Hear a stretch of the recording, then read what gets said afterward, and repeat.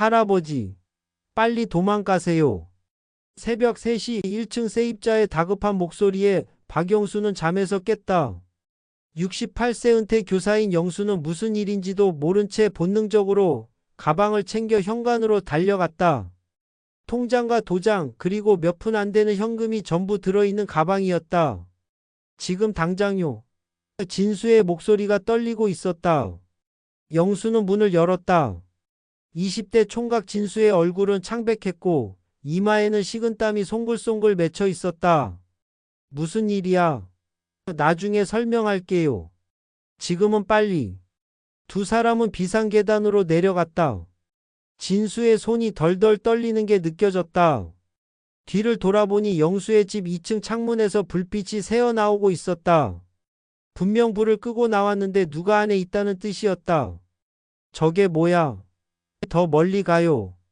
골목 끝 24시간 PC방으로 피신한 후 진수가 떨리는 목소리로 말했다. 사실은 할아버지 조카 사위분이 할아버지를 해치려고 하고 있어요.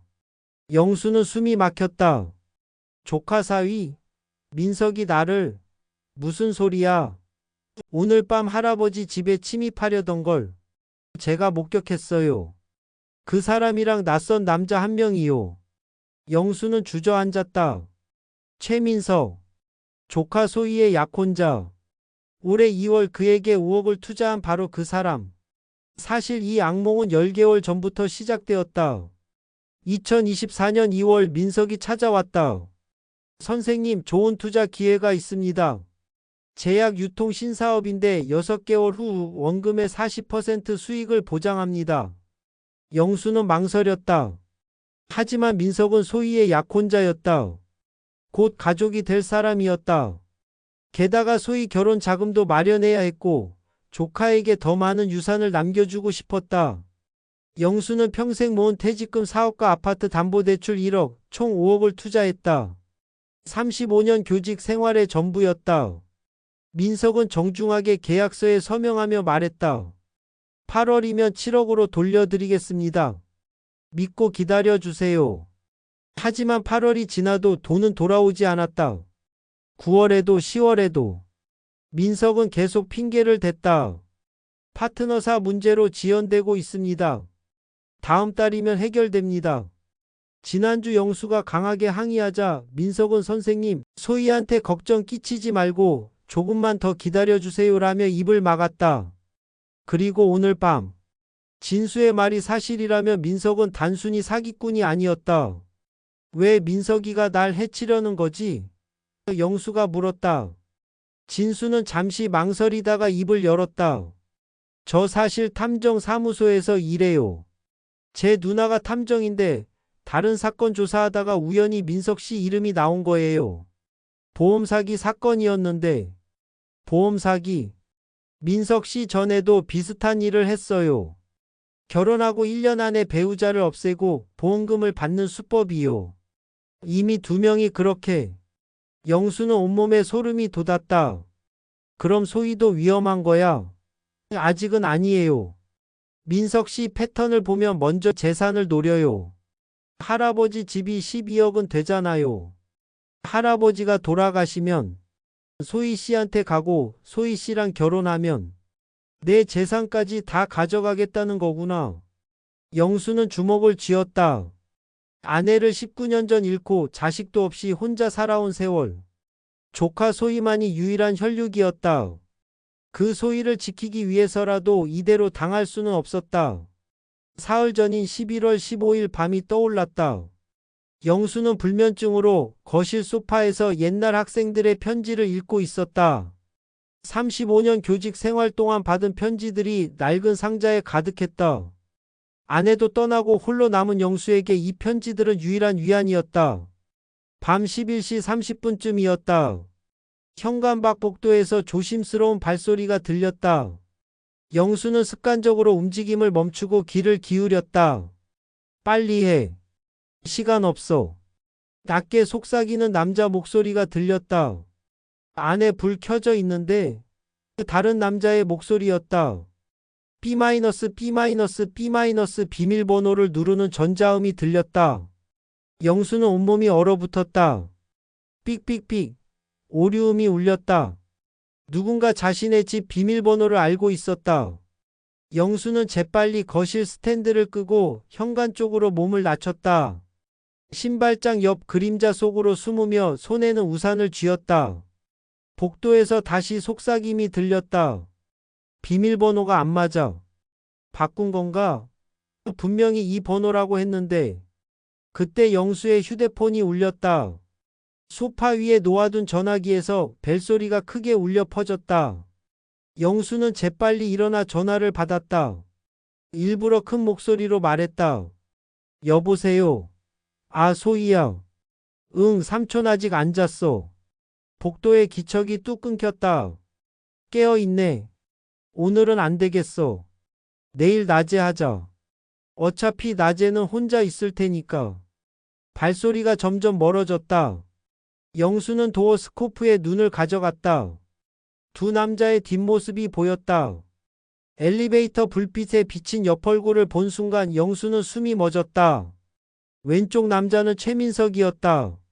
그리고 옆에는 덩치 큰 사내가 서 있었다. PC방에서 진수의 이야기를 들으며 영수는 그날 밤을 떠올렸다. 모든 게 연결되었다. 5억을 가로챈 것도 모자라 이제 목숨까지 노리고 있었던 것이다. 진수야, 이제 어떻게 해야 하지? 영수의 목소리가 떨렸다. 제 누나한테 연락했어요. 내일 아침에 만나서 증거부터 확보해야 해요, 할아버지.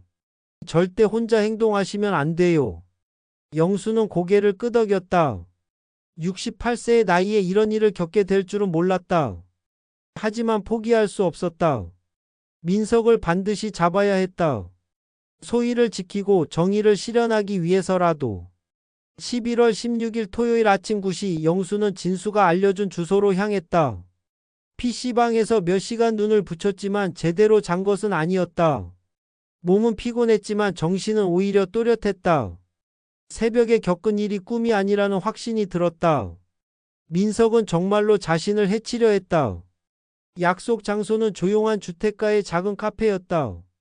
영수가 카페 앞에 도착했을 때 진수가 먼저 와 있었다. 옆에는 30대 초반으로 보이는 여성이 서 있었다. 할아버지. 제 누나 한수진이에요. 사설 탐정으로 일하고 있어요. 수진은 정중하게 인사했다. 박 선생님, 진수한테 들었습니다. 일단 안으로 들어가시죠. 세 사람은 카페 구석자리에 앉았다. 수진이 노트북을 꺼내며 말했다. 선생님, 최민석이라는 사람에 대해 제가 알아본 게 있습니다. 수진은 2주 전부터 다른 사건으로 민석을 조사하고 있었다고 했다. 보험회사에서 의뢰한 사기 사건이었는데 조사 과정에서 민석의 이름이 계속 나왔다는 것이다. 민석 씨는 과거에도 비슷한 범죄를 저질렀어요. 결혼 후 1년 이내에 배우자를 사고사로 위장하고 보험금을 받는 수법입니다. 영수는 숨이 막혔다. 그럼 소희도? 아직은 아닙니다. 민석 씨의 패턴을 보면 먼저 시부모의 재산을 노려요. 선생님 집이 상당한 가치가 있다는 걸 알고 있을 겁니다.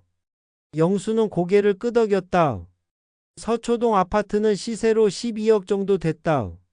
그런데 어젯밤 일은 어떻게 아셨습니까? 영수가 물었다. 진수가 대답했다.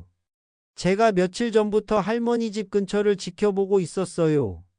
누나가 민석 씨가 위험한 사람이라고 해서요. 어젯밤에 민석 씨 차가 아파트에 오는 걸 봤고 낯선 남자까지 동행한 걸 보고 급하게 할아버지를 깨운 겁니다. 영수는 진수의 손을 잡았다. 고맙네. 자네가 아니었으면 나는. 목이 메었다. 수진이 물 한 잔을 건네며 말했다. 선생님, 지금부터가 중요합니다. 민석 씨를 법정에 세우려면 확실한 증거가 필요해요. 무슨 증거가 필요합니까? 투자금 5억의 흐름을 추적해야 합니다. 그리고 어젯밤 침입 시도에 대한 증거도 확보해야 하고요. 수진이 설명을 이어갔다. 제가 아는 변호사가 있어요. 같이 협조하면 민석 씨의 범죄를 입증할 수 있을 것 같습니다. 그때 카페 문이 열리며 누군가 들어왔다. 영수는 깜짝 놀랐다. 이웃 황인철이었다. 72세의 은퇴 세무사인 인철은 영수를 보고 다가왔다. 영수 선생 여기서 뭐 하시오? 안색이 정말 안 좋으시네. 영수는 잠시 망설이다가 인철을 소개했다. 이분은 제 이웃이신 황인철 선생이고 은퇴한 세무사십니다. 수진이 눈빛이 반짝였다. 세무사시라고요? 혹시 잠깐 시간 괜찮으시면 도움을 부탁드려도 될까요? 인철은 자리에 앉았다. 영수가 지난 몇 시간 동안 일어난 일을 설명했다. 5억 투자 돈을 돌려주지 않는 민석, 그리고 어젯밤 침입 시도까지. 인철의 얼굴이 점점 굳어졌다. 그래서 지금 이 탐정분들과 상의 중이시군요. 사실 인철 형님께 여쭤볼 게 있었습니다. 혹시 최민석이라는 사람 아십니까? 인철이 고개를 끄덕였다. 소문으로 들었소. 우리 딸 정화가 민석 씨 회사 법률 자문하는데 며칠 전에 이상한 얘기를 하더군요.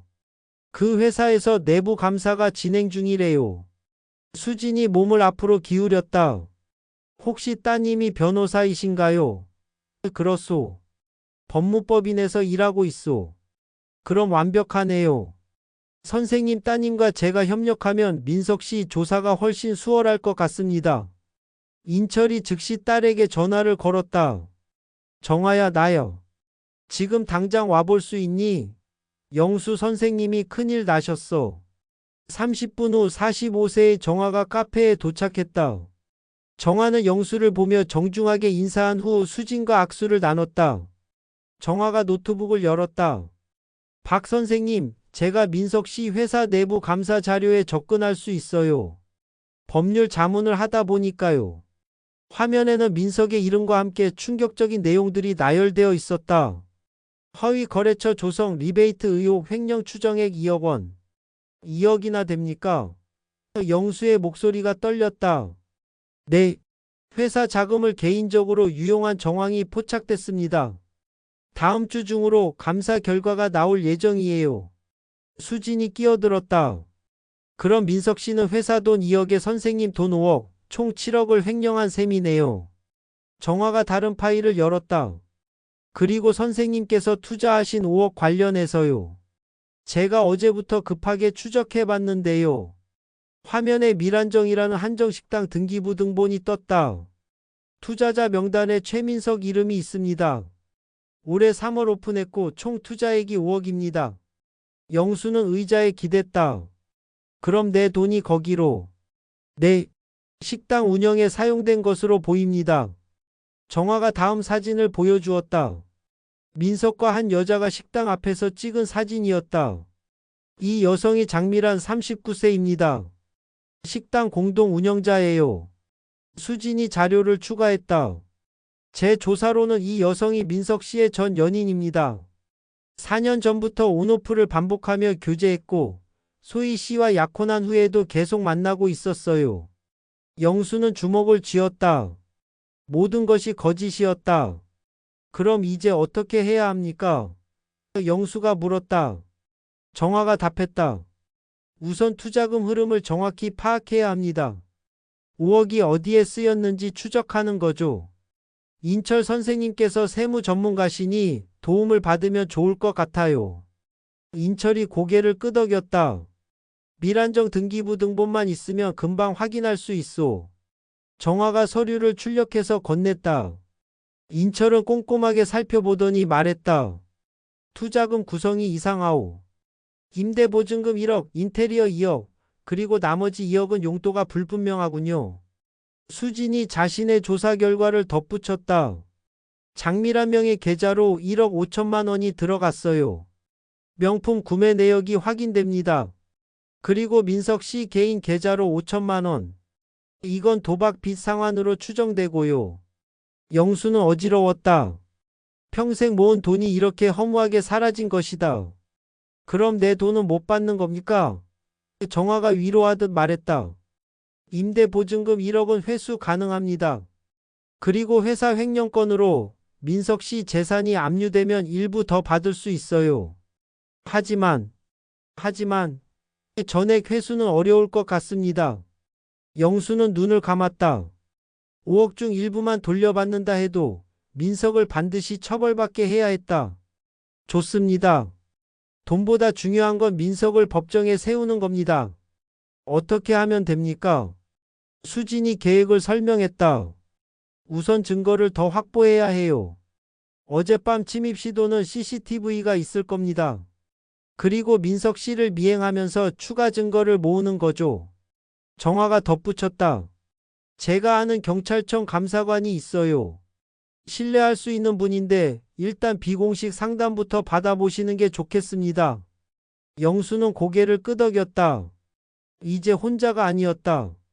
진수와 수진, 인철과 정화까지 민석을 잡기 위한 팀이 만들어진 것이다. 카페 회의가 끝난 후 정화가 말했다. 박 선생님, 오늘 오후에 제 사무실로 오시겠어요? 민석 씨에 대해 더 자세히 조사한 내용을 보여드리겠습니다. 영수는 고개를 끄덕였다. 수진도 함께 가기로 했다. 인철은 밀안정 등기부 등본을 가지고 가서 재무 흐름을 분석하겠다고 했다. 오후 2시 영수와 수진은 정화의 법률사무소에 도착했다. 깔끔한 사무실 한쪽 벽면에는 법률 서적들이 빼곡했다. 정화가 회의실로 안내했다. 사실 어제 밤부터 민석 씨 과거를 깊이 파봤어요. 그런데 정말 충격적인 사실을 발견했습니다.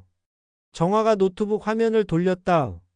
화면에는 신문 기사 스크랩이 보였다. 2020년 7월 서울 강남구에서 30대 남성이 자택에서 추락사했습니다. 경찰은 사고사로 결론 내렸고 유족에게 보험금 4억 원이 지급됐어요. 영수는 화면을 자세히 들여다봤다. 이 사람이 민석과 무슨 관계입니까? 이 남성의 아내가 바로 장미란입니다. 정화의 목소리가 낮아졌다. 그리고 2021년 9월 경기도 분당에서 40대 남성이 심장마비로 급사했습니다. 이번에도 보험금 3억 원이 지급됐어요. 수혜자는 역시 장미란이었습니다.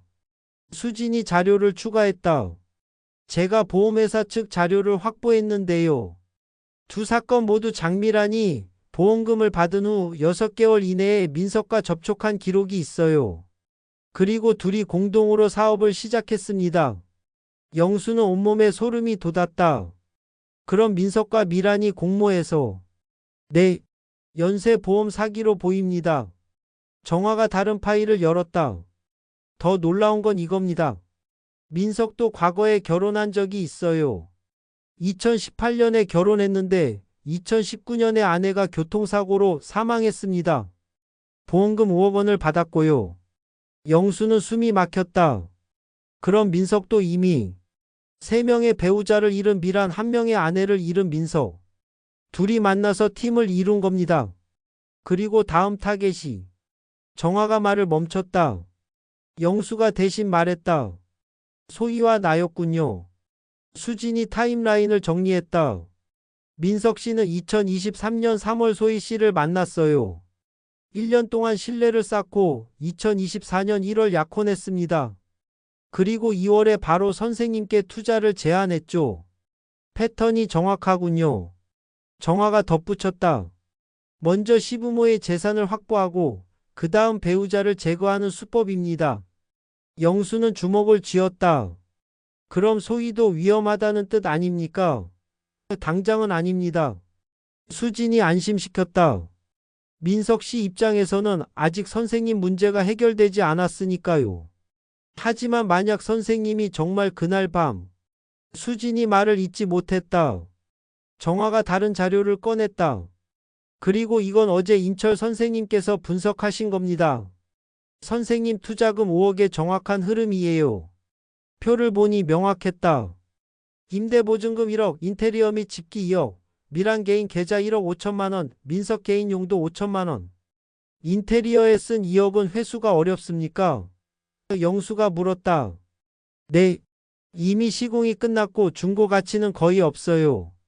미란이 쓴 1억 5천도 명품 구매에 사용됐는데 이미 일부는 처분한 것으로 보입니다. 정화의 목소리가 안타까웠다. 민석이 쓴 5천도 도박 빚 상환이라 회수 불가능하고요. 그럼 결국 돌려받을 수 있는 건 임대보증금 1억 정도입니다. 그리고 민석 씨 회사에서 횡령금 배상이 나오면 거기서 일부 더 받으실 수 있어요. 제 추정으로는 총 1억 8천 정도 회수 가능할 것 같습니다. 영수는 한숨을 쉬었다. 5억 중 1억 8천. 36%만 돌아오는 것이었다. 하지만 지금은 돈보다 민석을 잡는 것이 중요했다. 증거는 충분합니까? 아직 부족해요. 수진이 솔직하게 말했다. 지금까지는 정황 증거만 있어요. 법정에서 이기려면 민석 씨의 범죄 의도를 명확히 보여줄 결정적 증거가 필요합니다. 어떤 증거 말입니까? 대화 녹음이나 문자 메시지 또는 실제 범행 시도를 포착하는 겁니다. 정화가 설명했다. 어젯밤 침입 시도는 CCTV가 있을 텐데 그것만으로는 약하고요. 민석 씨가 직접 범죄 계획을 언급하는 증거가 필요해요. 수진이 계획을 제시했다. 제 쪽에서 민석 씨를 미행하겠습니다. 미란과 만날 때 대화를 녹음하면 결정적 증거를 얻을 수 있을 거예요. 정화가 동의했다. 그리고 제가 경찰청 윤상철 감사관께 연락해서 협조를 요청하겠습니다. 비공식적으로라도 조언을 구해야 해요. 그날 저녁 7시 수진에게서 전화가 왔다. 선생님, 민석 씨가 지금 밀안정에 있어요. 미란과 만났습니다. 제가 2층 복도에서 대기 중인데 대화 소리가 들려요. 녹음할 수 있습니까? 네, 지금 하고 있어요. 잠시만 기다려 주세요. 20분 후 수진이 다시 전화했다. 선생님, 대박입니다. 결정적인 대화를 녹음했어요. 내일 아침 다시 만나서 들려드릴게요. 영수는 가슴이 두근거렸다. 드디어 민석의 꼬리를 잡은 것이다. 11월 17일 일요일 아침 10시 정화의 사무실에 다시 모였다. 수진이 녹음기를 꺼냈다. 어젯밤 11시경 밀안정 2층에서 녹음한 겁니다. 재생 버튼을 누르자 민석의 목소리가 흘러나왔다. 다음 주면 다 정리된다니까. 회사 감사 결과 나오기 전에 그 영감 문제부터 처리해야지. 미란의 목소리가 이어졌다. 그 영감탱이가 요즘 수상하게 굴던데 혹시 눈치챈 거 아냐? 민석이 웃었다. 설마. 70 가까운 늙은이가 뭘 알겠어. 그저께 밤에 들어가려다가 깨어있길래 다음에 다시 하려고. 미란이 말했다. 조심해. 괜히 소희한테 들키면 곤란하잖아. 민석의 목소리가 다시 들렸다. 걱정 마. 소희는 내 편이야. 어차피 그 영감 자식도 없으니까 나중엔 다 우리 거잖아. 녹음이 끝났다. 사무실이 조용해졌다. 영수는 눈을 감았다. 우리 거라고. 나를 그렇게 봤구나. 정화가 말했다. 이제 경찰에 신고할 수 있습니다. 이 녹음은 명백한 증거예요. 수진이 덧붙였다. 그리고 CCTV도 확보했어요. 15일 밤 민석 씨가 선생님 집에 온 영상입니다. 그럼 이제 어떻게 됩니까? 영수가 물었다. 정화가 답했다. 윤 감사관과 협의해서 체포영장을 청구할 겁니다. 하지만 소희 씨한테는 어떻게 말씀하실 건가요? 영수는 한참을 생각했다. 3일 후가 소희의 36세 생일이었다. 생일날 직접 말하겠습니다. 11월 17일 일요일 오후 영수는 집으로 돌아왔다. 며칠간 PC방과 카페를 전전하며 지낸 탓에 몸이 무거웠다. 하지만 마음만큼은 한결 가벼워졌다. 결정적 증거를 확보했고 이제 민석을 법의 심판대에 세울 수 있었다. 정화는 윤상철 감사관과 만나 증거를 검토하기로 했고 수지는 계속 민석을 미행하며 추가 증거를 수집하기로 했다. 영수는 소파에 앉아 3일 후 소희의 생일을 생각했다. 어떻게 말해야 할까? 36세 생일을 맞는 조카에게 약혼자가 연쇄살인범이라고 어떻게 말할 수 있을까? 하지만 진실을 알려야 했다. 소희를 지키기 위해서라도. 저녁 8시 초인종이 울렸다. 영수는 도어 스코프를 확인했다. 민석이었다. 혼자였다. 영수는 심호흡을 하고 문을 열었다. 민석 씨, 무슨 일인가? 민석이 밝게 웃었다. 선생님, 그냥 지나가다가요. 요즘 안색이 안 좋으신 것 같아서 걱정돼서 들렀습니다. 그래, 고맙네. 들어오겠나? 영수는 침착하게 말했다. 아니요, 괜찮습니다. 민석의 미소가 사라졌다. 눈빛이 날카로워졌다. 그보다 선생님 혹시 최근에 누구 만나셨어요? 제 얘기 물어보는 사람 있었나요? 영수의 등에 식은땀이 흘렀다. 민석이 뭔가 눈치챈 것 같았다. 무슨 소리인가? 내가 왜 자네 얘기를? 아닙니다. 민석이 말을 끊었다. 제가 너무 예민했나 봐요. 요즘 회사에 감사가 있어서 혹시 이상한 소문 들으실까봐 걱정됐습니다. 무슨 감사? 아, 별거 아닙니다. 정례 감사예요. 민석이 한 걸음 다가왔다. 선생님, 투자금 관련해선 다음 주면 좋은 소식 드릴 수 있을 것 같아요. 조금만 더 기다려 주세요. 민석이 돌아서려다가 멈췄다.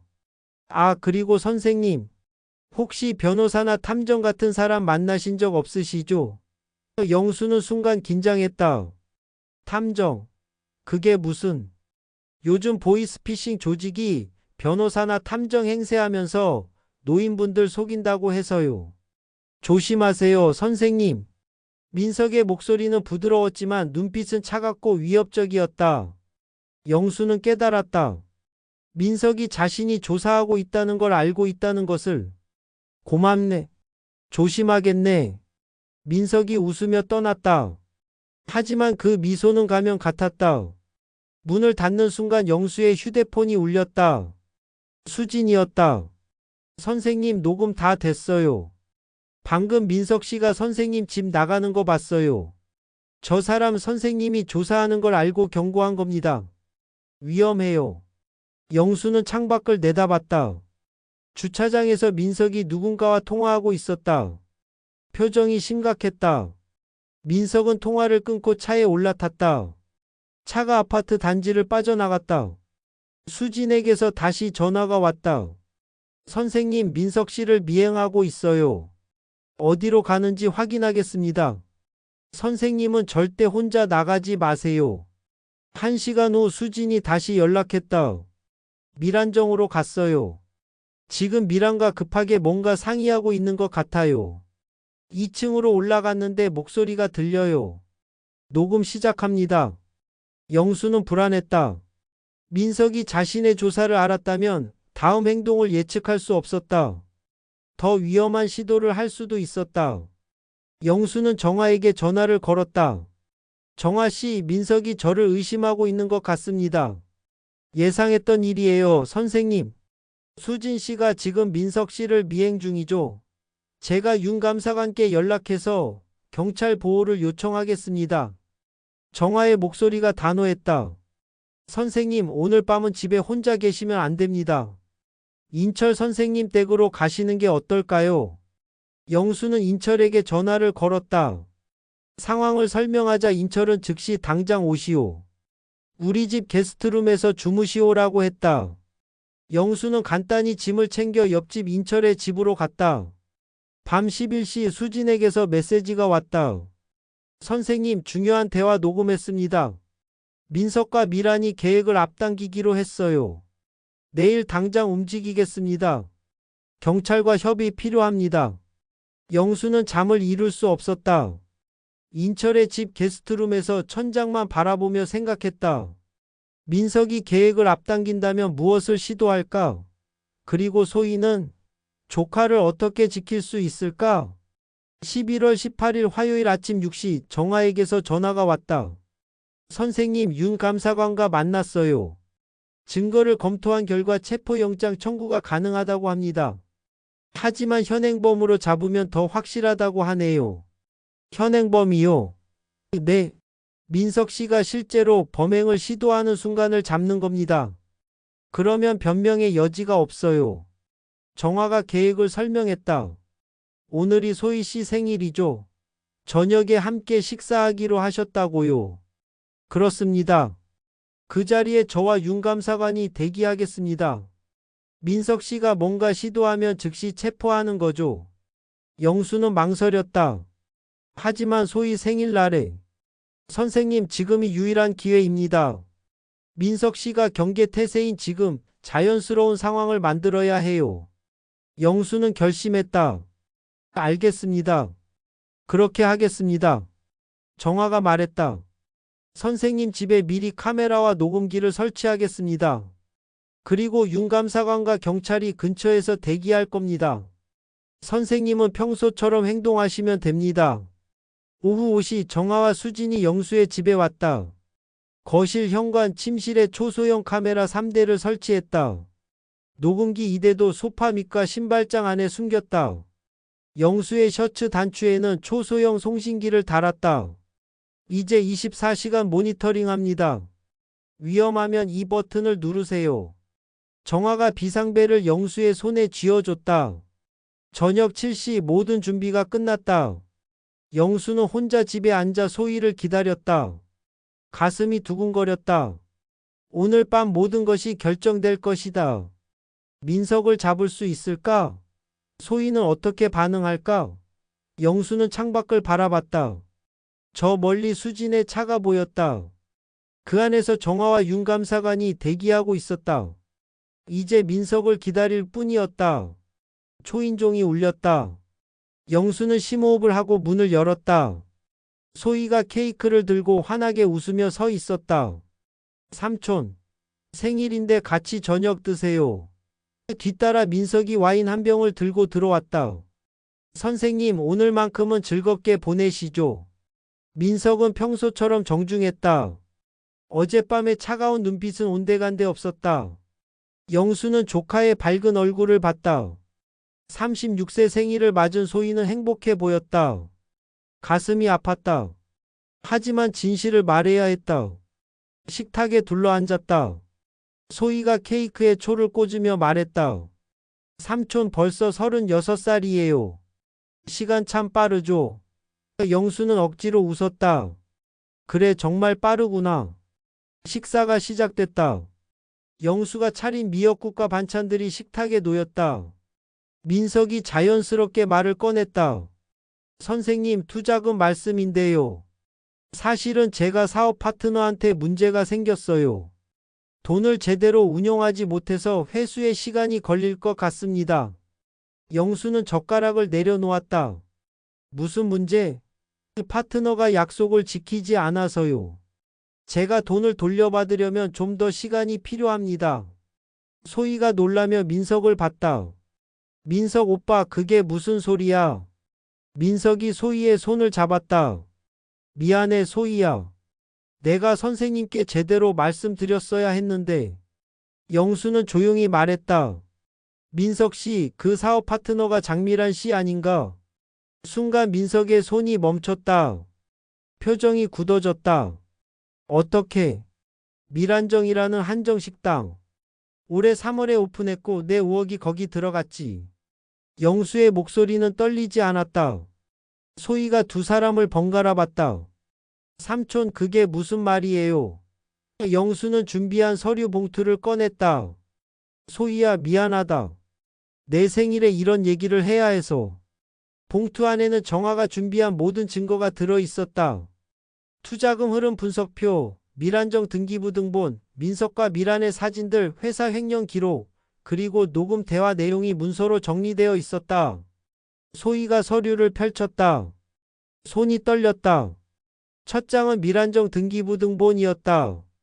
투자자 명단에 민석의 이름이 선명했다. 다음 장에는 민석과 밀안이 식당 앞에서 함께 찍은 사진. 그 다음에는 둘이 차 안에서 손을 잡고 걷는 사진들.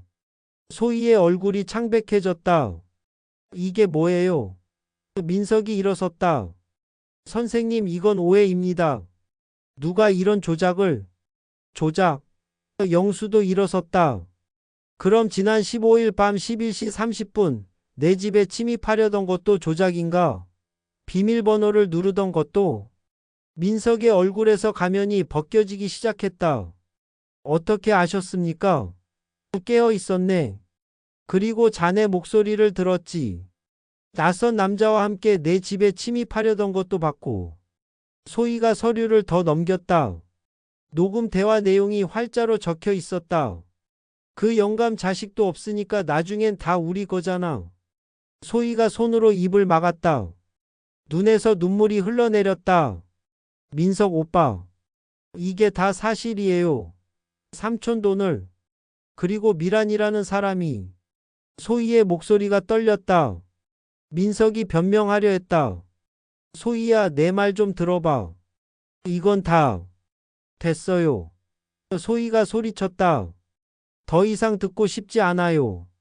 소희는 식탁을 박차고 일어났다. 케이크가 쓰러지며 바닥에 떨어졌다. 하얀 크림이 사방에 튀었다. 36개의 초가 바닥에 흩어졌다. 영수는 소희를 붙잡았다. 소희야, 진정해. 삼촌. 소희가 영수의 품에 안겼다. 제가 몰랐어요. 정말 몰랐어요. 삼촌한테 이런 일이. 영수는 조카의 등을 토닥였다. 알아. 내 잘못이 아니야.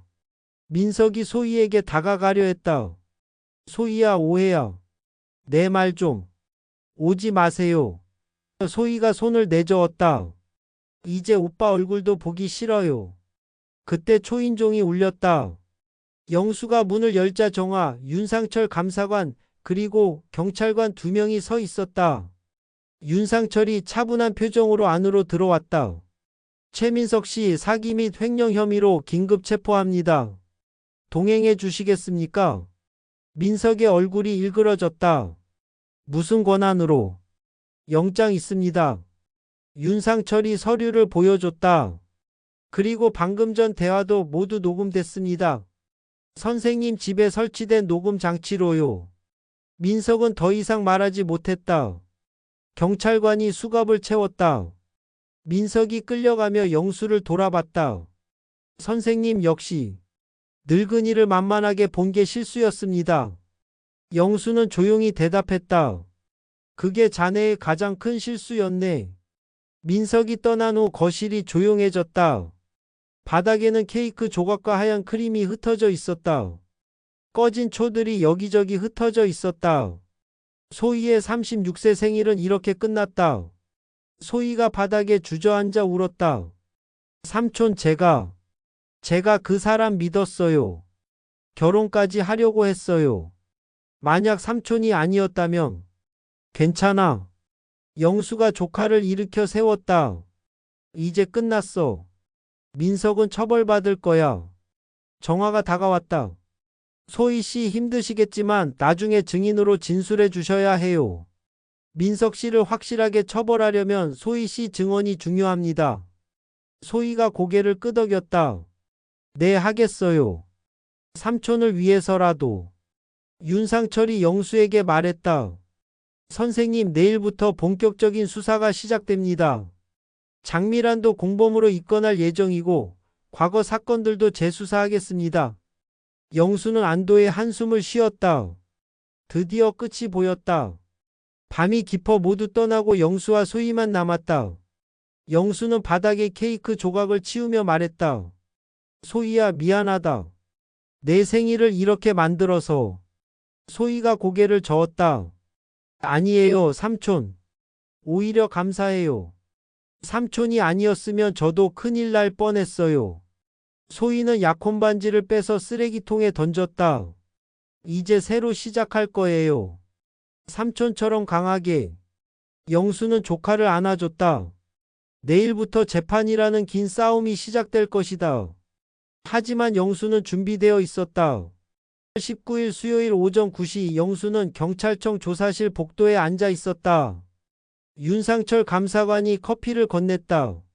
선생님, 오늘 민석 씨 정식 조사가 시작됩니다. 검찰에서도 관심을 갖고 있어요. 증거가 명확하니 구속 가능성이 높습니다. 조사실 안에서는 민석이 조사를 받고 있었다. 처음에는 모든 걸 부인했다. 투자금은 사업에 사용했습니다. 실패했을 뿐이지 사기는 아닙니다. 하지만 정화가 제출한 증거들 앞에서 민석은 더 이상 버티지 못했다. 미란정 계좌 내역에는 5억의 흐름이 명확했다. 임대보증금 1억, 인테리어 2억, 장미란 개인 계좌로 1억 5천만 원, 민석 개인 계좌로 5천만 원. 수진이 확보한 녹음 파일도 결정적이었다. 그 영감 자식도 없으니까 나중엔 다 우리 거잖아라는 대화는 명백한 범죄 의도를 보여줬다. 회사 횡령권도 드러났다. 민석은 허위 거래처를 만들어 2억 원을 빼돌렸다. 그 돈의 일부는 도박 빚 상환에 일부는 미란에게 명품을 사주는 데 사용됐다. 제약회사 감사팀이 제출한 자료에는 민석의 범죄가 낱낱이 기록되어 있었다. 오후 3시 윤상철이 영수를 조사실로 불렀다. 선생님, 민석 씨가 일부 자백했습니다. 장미란도 공범으로 입건됩니다. 지금 체포영장 집행 중이에요. 영수는 안도의 한숨을 쉬었다. 돈은 얼마나 돌려받을 수 있습니까? 윤상철이 서류를 보여줬다. 미란정 임대 보증금 1억은 회수 가능합니다. 민석 씨 회사에서 횡령금 배상으로 8천만 원 정도 나올 것 같고요. 총 1억 8천만 원 정도 회수 가능할 겁니다. 영수는 복잡한 심정이었다. 5억 중 1억 8천만 원. 36%만 돌아오는 것이었다. 나머지 3억 2천만 원은 영영 사라진 돈이었다. 인테리어에 쓴 2억은 이미 가치가 없었고 미란이 명품으로 쓴 1억 5천만 원은 이미 팔아치워서 추적이 불가능했다. 민석의 도박 빚 5천만 원도 회수할 방법이 없었다. 그래도 범인을 잡았습니다, 선생님. 윤상철이 위로했다. 만약 선생님께서 포기하셨다면 민석 씨는 계속 다른 피해자를 만들었을 겁니다. 실제로 과거 피해자들도 조사 중입니다. 과거 피해자요? 네. 수진 씨가 조사한 대로 민석과 미라는 과거에도 비슷한 범죄를 저질렀어요. 2018년부터 2021년까지 총 3명의 배우자를 사고사로 위장하고 보험금을 챙긴 정황이 있습니다. 재수사를 진행할 예정입니다. 영수는 소름이 돋았다. 자신이 4번째 피해자가 될 뻔했다는 사실에. 그럼 민석과 미라는 얼마나 처벌받습니까? 사기, 횡령, 살인, 미수, 그리고 과거 살인 사건까지 입증되면 무기징역도 가능합니다. 최소한 징역 10년 이상은 받을 겁니다. 11월 20일 목요일 민석과 장미란이 구속됐다. 검찰은 계획적이고 지능적인 범행으로 피해가 중대하며 과거 유사범죄 전력이 있다며 구속영장을 청구했고 법원이 받아들였다. 민석은 사기, 횡령, 주거침입 미수 혐의로, 미라는 사기 방조 및 공범 혐의로 구속 수감됐다. 영수는 소희와 함께 병원 근처 카페에 앉았다. 소희는 며칠 만에 출근했다가 점심시간에 삼촌을 만났다. 소희의 눈은 퉁퉁 부어 있었다. 삼촌, 제가 정말 미안해요. 쟤 때문에 삼촌이 평생 모은 돈을. 영수는 소희의 손을 잡았다. 소희야, 내 잘못이 아니야. 나도 욕심이 있었어. 너한테 더 많이 남겨주고 싶어서 판단력이 흐려진 거지. 하지만 5억이나. 돈은 다시 모으면 돼. 하지만 내가 더 큰 피해를 입기 전에 알아낸 게 다행이야. 소희가 가방에서 통장을 꺼냈다. 삼촌, 이거 제 적금이에요. 3천만 원이에요. 적지만 받아주세요. 영수는 단호하게 고개를 저었다. 안 돼. 내가 모은 돈이잖니. 넌 이제 새 출발해야 해. 새 출발이요. 소희가 쓸쓸하게 웃었다. 이제 누구도 믿을 수 없어요. 결혼은 생각도 하기 싫고요. 영수는 조카의 어깨를 토닥였다. 소희야, 세상에 좋은 사람도 많아. 민석 한 명 때문에 모든 사람을 의심하면 안 돼. 천천히 조심스럽게 사람을 보는 눈을 키우는 거야. 소희가 삼촌의 품에 안겨 한참을 울었다. 삼촌, 제가 증인으로 서겠어요. 민석을 확실하게 처벌받게 할게요. 영수는 조카를 꼭 안아줬다. 고맙다, 소희야. 그날 저녁 영수는 집에 혼자 앉아 생각했다. 68년을 살면서 이런 일을 겪을 줄은 몰랐다. 평생 정직하게 살았고 학생들에게도 정직의 가치를 가르쳤다. 하지만 정직하게 산다고 해서 사기를 당하지 않는 건 아니었다. 영수는 창밖을 봤다. 11월의 밤은 차갑고 어두웠다. 나뭇잎들이 모두 떨어진 앙상한 가지만 남아 있었다. 영수는 자신도 그 나무 같다고 생각했다. 평생 쌓아온 것들이 많이 떨어져 나갔다. 하지만 봄이 오면 나무는 다시 잎을 틔운다. 영수도 다시 시작할 수 있을까? 핸드폰이 울렸다. 정화였다. 선생님, 내일 검찰에서 추가 조사가 있을 예정입니다. 그리고 재판 일정도 곧 잡힐 거예요. 시간이 좀 걸리겠지만 끝까지 함께 하겠습니다. 영수는 고맙다고 답했다. 정화와 수진, 인철과 윤상철이 없었다면 이 싸움을 이겨내지 못했을 것이다. 진수도 없었다면 목숨조차 잃었을지 모른다. 이제 재판이라는 긴 과정이 남아 있었다. 하지만 영수는 준비되어 있었다. 민석을 법정에 세우고 정의가 실현되는 것을 끝까지 지켜볼 것이다. 2024년 12월 초 검찰은 민석에게 사기, 횡령, 주거침입 미수 등으로 징역 7년을 구형했다. 장미란에게는 사기 방조 및 공범으로 징역 4년을 구형했다. 본격적인 재판이 시작됐다. 영수는 법정에 증인으로 출석해 민석에게 당한 피해를 진술했다. 평생 모은 5억이 어떻게 사라졌는지, 한밤중 침입 시도가 얼마나 무서웠는지 담담하게 말했다. 민석의 변호인은 투자 실패일 뿐 사기 의도는 없었다고 주장했다. 하지만 수진이 확보한 녹음 파일이 재생되자 변명의 여지가 사라졌다. 그 영감 자식도 없으니까 나중엔 다 우리 거잖아. 방청석에서 한숨 소리가 들렸다. 재판부의 표정도 굳어졌다. 재판이 진행되는 동안 영수의 일상은 완전히 달라졌다.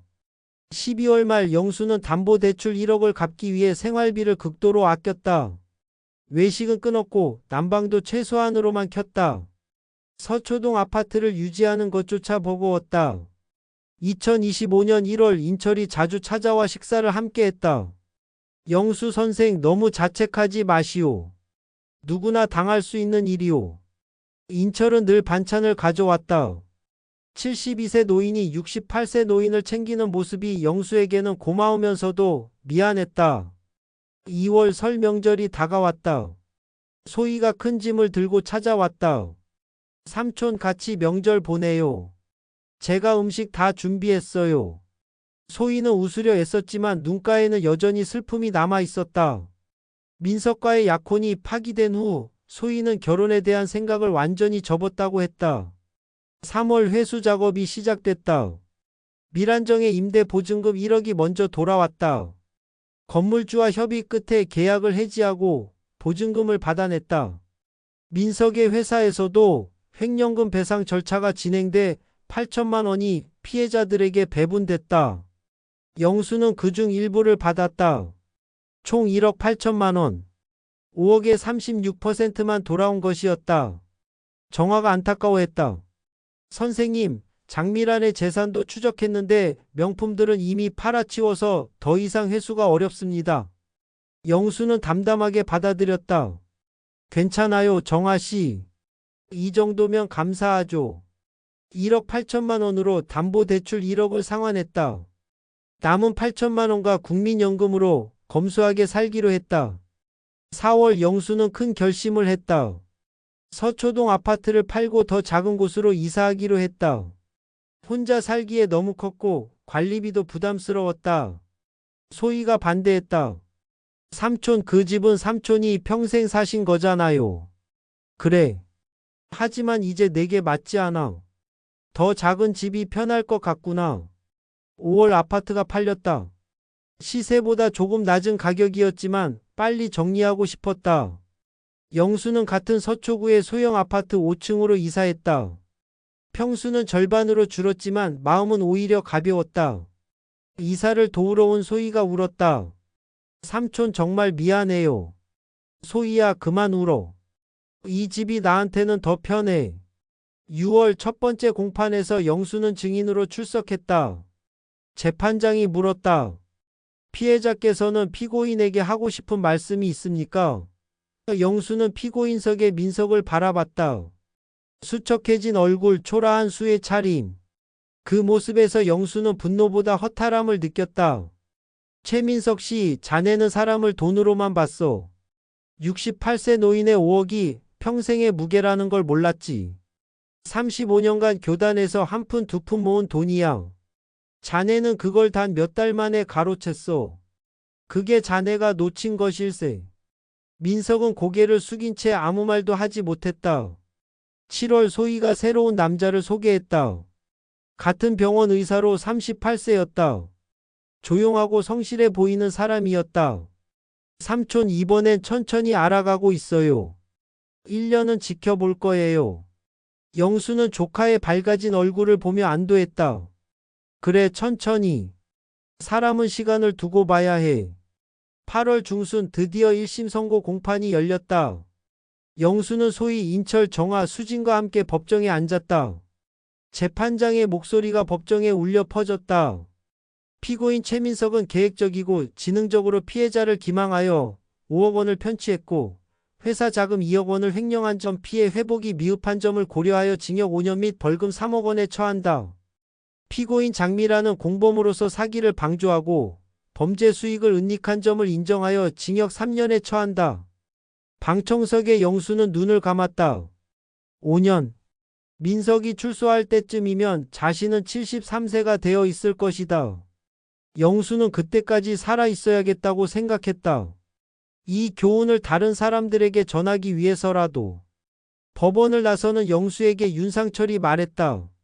선배님 고생 많으셨습니다. 이번 사건으로 비슷한 피해를 막을 수 있을 겁니다. 영수는 고개를 끄덕였다. 이제 새로운 시작을 준비할 시간이었다. 2025년 9월 영수는 69세 생일을 앞두고 있었다. 작은 아파트 5층 거실에서 창밖을 바라봤다. 가을이 깊어지고 있었다. 나뭇잎들이 노랗게 물들어 하나씩 떨어졌다. 영수는 지난 10개월을 되돌아봤다. 5억 중 3억을 잃었고 집도 팔았고 조카의 약혼도 파기됐다. 하지만 영수는 살아있었다. 민석의 계획이 성공했다면 지금쯤 이 세상에 없었을 것이다. 어느 날 오후 인철이 찾아왔다. 영수 선생, 우리 동네 노인복지관에서 금융사기 예방 강사를 찾는다더군. 관심 있으시오? 영수는 고개를 갸우뚱했다. 나를요? 선생님만큼 적임자가 어디 있겠소? 실제 경험에 35년 교사 경력까지. 게다가 끝까지 싸워서 범인을 잡으셨잖소. 영수는 처음에 망설였다. 자신이 당한 일을 다른 사람들 앞에서 공개해야 한다니. 하지만 그날 밤 뉴스를 보다가 마음이 바뀌었다. 70대 노인이 보이스피싱으로 전 재산을 잃고 스스로 목숨을 끊었다는 소식이었다. 영수는 가슴이 먹먹했다. 자신의 경험이 다른 분들에게 도움이 될 수 있다면 9월 15일 월요일 오전 10시 서초구 노인복지관 강당에 영수가 섰다. 60대부터 80대까지 어르신 40여 명이 모여 있었다. 영수는 단상에 서서 청중을 바라봤다. 가슴이 두근거렸다. 35년간 교단에 섰지만 이런 떨림은 처음이었다. 안녕하십니까? 저는 박영수라고 합니다. 올해 69세 중학교 국어교사로 35년을 살다 4년 전에 퇴직했습니다. 강당이 조용해졌다. 그리고 저는 작년에 5억 원짜리 사기를 당했습니다. 술렁임이 일어났다. 영수는 담담하게 이야기를 시작했다. 조카의 약혼자에게 속은 이야기, 평생 모은 돈이 사라진 이야기, 한밤중 침입 시도가 있었던 이야기. 하지만 포기하지 않고 증거를 모아 범인을 잡은 이야기도 함께 들려줬다. 여러분, 저는 교사였습니다. 사람 보는 눈이 있다고 자신했죠. 하지만 그것도 부족했어요. 욕심이 판단을 흐렸거든요. 한 할머니가 손을 들었다. 선생님, 그래서 돈은 다 찾으셨어요? 영수는 고개를 저었다. 아닙니다. 5억 중 1억 8천만 원만 돌려받았어요. 나머지는 영영 사라졌죠. 강당이 또다시 술렁였다. 하지만 후회하지 않습니다. 범인들은 감옥에 갔고 저는 새로운 삶을 시작했거든요. 그리고 무엇보다 제 경험이 여러분께 도움이 된다면 그 3억보다 더 가치 있는 일이라고 생각합니다. 강당에서 박수가 터져 나왔다. 영수는 투자 사기의 7가지 경고 신호를 설명했다. 과도한 수익 약속, 서두르게 만드는 압박, 가족이나 지인을 통한 접근, 복잡한 계약서, 정식 등록되지 않은 업체 현금 거래 요구, 비밀 유지 강요. 강의가 끝난 후 여러 어르신이 다가왔다. 선생님, 저도 비슷한 일을 당했는데 어떻게 해야 할까요? 우리 아들이 투자하자는데 확인하는 방법 좀 알려주세요. 영수는 한 분 한 분 정성껏 상담했다. 정화의 명함을 나눠주고 윤상철의 연락처도 공유했다. 혼자 끙끙 앓지 마세요. 전문가의 도움을 받으셔야 합니다. 9월 22일 복지관장이 영수를 찾아왔다. 박 선생님 반응이 너무 좋습니다. 정규 프로그램으로 만들고 싶은데 매주 월요일 이 시간씩 강의해 주실 수 있으세요? 강사료는 한 달에 40만 원이었다. 많은 돈은 아니었지만 생활에 보탬이 됐다. 무엇보다 중요한 건 목적이 생겼다는 것이었다. 9월 28일 영수의 69세 생일. 소희가 남자친구와 함께 케이크를 들고 왔다. 인철 부부와 정아, 수진과 진수도 왔다. 좁은 거실이었지만 따뜻한 웃음으로 가득했다. 삼촌 소원 빌어요. 초를 끄며 영수는 속으로 빌었다. 앞으로도 건강하게 더 많은 어르신들에게 도움이 될 수 있게 해주세요. 인철이 말했다. 영수 선생 68세에 당한 사기를 69세의 교육으로 승화시키다니 정말 대단하시오. 아직 멀었습니다, 형님. 앞으로 10년은 더 해야죠. 영수는 진심이었다. 건강이 허락하는 한 이 일을 계속하고 싶었다. 밤이 깊어 손님들이 떠났다. 영수는 혼자 창가에 앉았다. 5층에서 바라보는 야경은 15층에서 보던 것과 달랐다. 더 낮고 더 가깝고 더 현실적이었다. 영수는 이 높이가 마음에 들었다. 핸드폰이 울렸다. 모르는 번호였다. 선생님, 저 지난주 강의 들었던 김순자예요. 선생님 말씀 듣고 용기 내서 경찰서에 신고했더니 사기꾼 잡혔대요. 정말 감사해요. 전화를 끄는 영수의 눈가에 미소가 번졌다. 영수는 노트북을 켜고 다음 주 강의 자료를 준비했다. 창밖으로 가로등이 하나씩 켜졌다. 어둠이 깊어졌지만 영수의 마음은 밝았다. 돈은 많이 잃었지만 목적을 찾았다.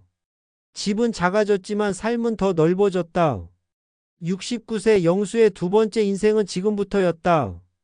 복지관에서 받은 첫 강사료 봉투를 바라보며 영수는 중얼거렸다. 민서가, 너는 내게서 돈을 빼앗아 갔지만 난 너한테서 새로운 인생을 얻었어. 고맙다. 창밖으로 첫 낙엽이 떨어졌다. 끝이 아니라 새로운 시작을 알리는 낙엽이었다.